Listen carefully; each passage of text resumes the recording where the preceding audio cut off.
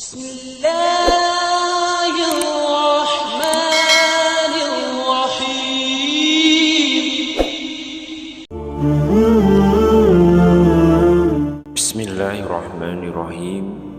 Assalamualaikum warahmatullahi wabarakatuh. Syukur alhamdulillah kita masih berjumpa kembali di channel ini. Salawat dan salam selalu dan tetap tercurahkan kepada junjungan kita Nabi besar Muhammad sallallahu alaihi wasallam. Semoga kita semua mendapatkan syafaat beliau di akhirat kelak. Allahumma sholli ala Sayyidina Muhammad wa ala ali Sayyidina Muhammad. Harapan dan doa saya semoga saudaraku semuanya selalu diberikan kesehatan, dimudahkan rezekinya, diampuni dosa-dosanya, serta dipanjangkan umurnya. Dan segeralah menuliskan sholawat dan hajat kalian di kolom komentar, supaya bisa kita aminkan bersama. Insya Allah semua permohonan dan hajat kalian semua segera diijabah oleh Allah subhanahu wa ta'ala. Amin ya rabbal alamin. Sahabat beriman yang dirahmati Allah, ternyata tanpa kita sadari, di tengah-tengah kehidupan kita di dunia ini ada segelintir manusia yang hidupnya selalu mendapatkan doa-doa terbaik dari malaikat Allah. Padahal kita ketahui bersama bahwa malaikat adalah makhluk yang diciptakan Allah dari cahaya yang bersifat gaib. Malaikat adalah salah satu jenis makhluk ciptaan Allah subhanahu wa ta'ala yang memiliki tugas-tugas khusus dalam melaksanakan perintahnya. Dan di dalam Islam, malaikat adalah makhluk yang sangat mulia dan memiliki kedudukan yang tinggi di sisi Allah subhanahu wa ta'ala.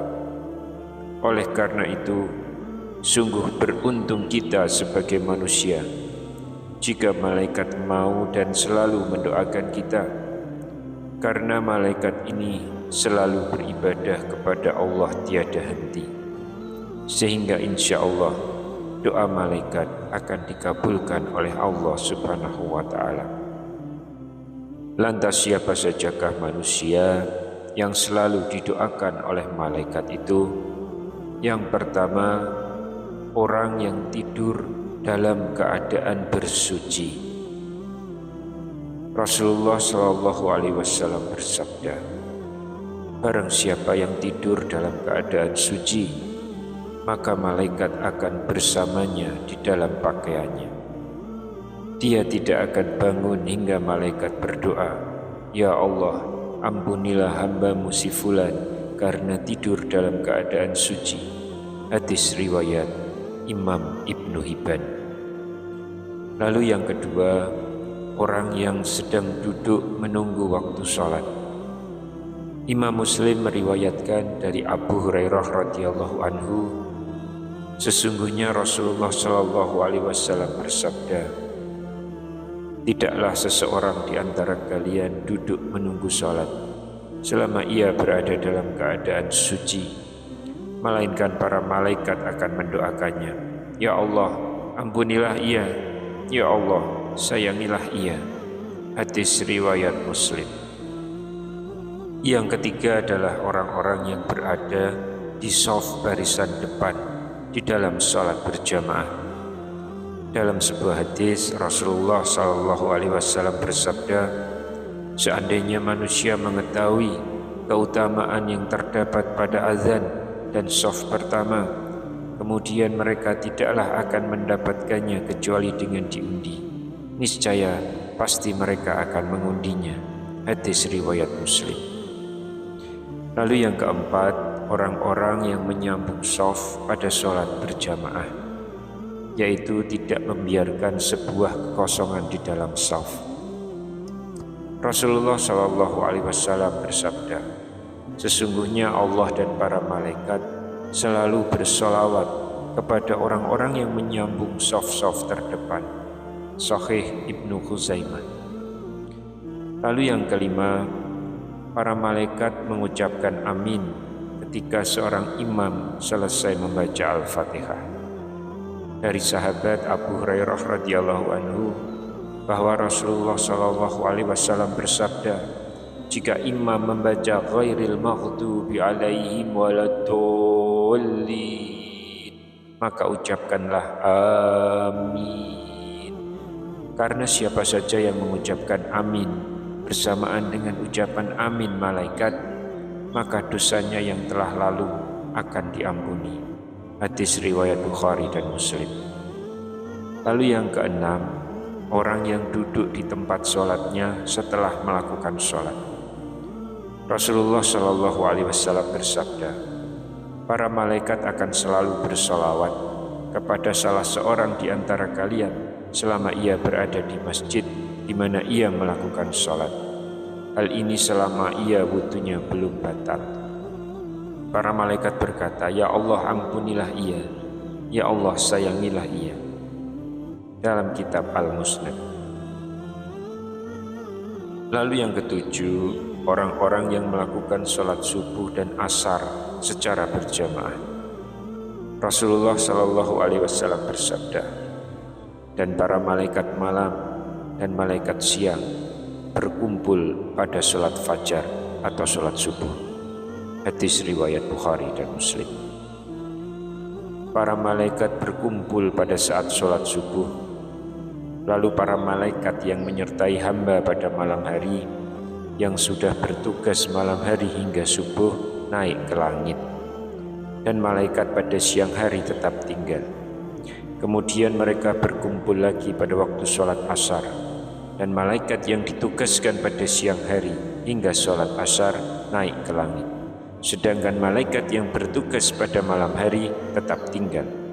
Lalu Allah bertanya kepada mereka, bagaimana kalian meninggalkan hamba-hambaku? Mereka menjawab, kami datang sedangkan mereka sedang melakukan sholat, dan kami tinggalkan mereka sedangkan mereka sedang melakukan sholat. Maka ampunilah mereka pada hari kiamat. Imam Ahmad meriwayatkan dari Abu Hurairah radhiyallahu anhu.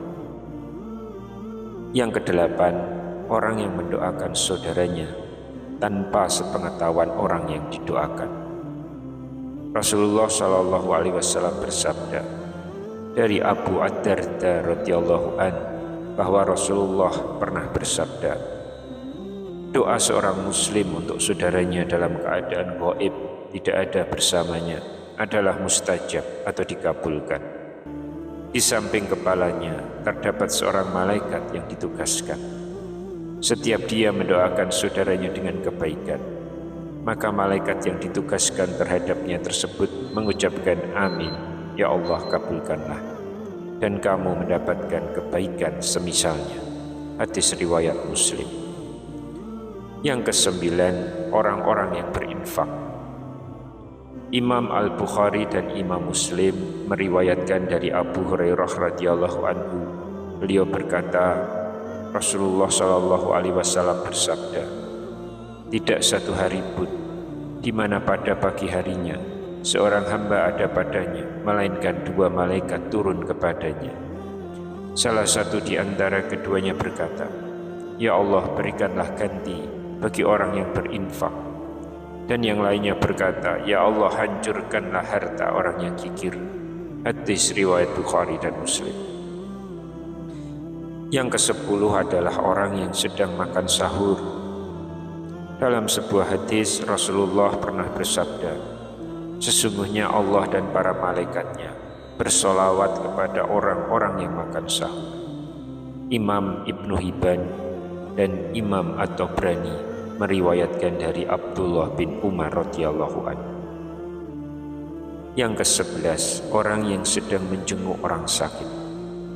Rasulullah SAW bersabda, apabila seseorang menjenguk saudaranya yang muslim yang sedang sakit, maka seakan-akan dia berjalan sambil memetik buah-buahan surga sehingga dia duduk. Apabila sudah duduk, maka diturunkan kepadanya rahmat dengan deras. Apabila menjenguknya di pagi hari, maka 70.000 malaikat mendoakannya agar mendapatkan rahmat hingga waktu sore tiba. Apabila menjenguknya di sore hari, maka 70.000 malaikat mendoakannya agar diberi rahmat hingga waktu pagi tiba. Hadis riwayat Tirmizi, Ibnu Majah, dan Imam Ahmad. Yang ke-12, seseorang yang sedang mengajarkan kebaikan kepada orang lain. Diriwayatkan dari Abu Umamah, berkata Rasulullah SAW ditanya tentang dua orang. Yang satu orang alim dan yang satunya ahli ibadah. Rasulullah SAW bersabda, keutamaan seorang alim atas seorang ahli ibadah bagaikan keutamaanku atas seorang yang paling rendah di antara kalian. Sesungguhnya penghuni langit dan bumi, bahkan semut yang di dalam lubangnya, dan bahkan ikan, semuanya bersolawat kepada orang yang mengajarkan kebaikan kepada orang lain. Diriwayatkan oleh Imam Tirmizi dari Abu Umamah Al-Bahili radhiyallahu anhu. Semoga kita termasuk orang-orang yang didoakan oleh malaikat Allah. Amin ya rabbal alamin. Wallahu a'lam bishawab. Demikian yang bisa saya sampaikan di kesempatan kali ini. Semoga dapat memberi manfaat untuk kita semua. Amin ya rabbal alamin. Wassalamualaikum warahmatullahi wabarakatuh.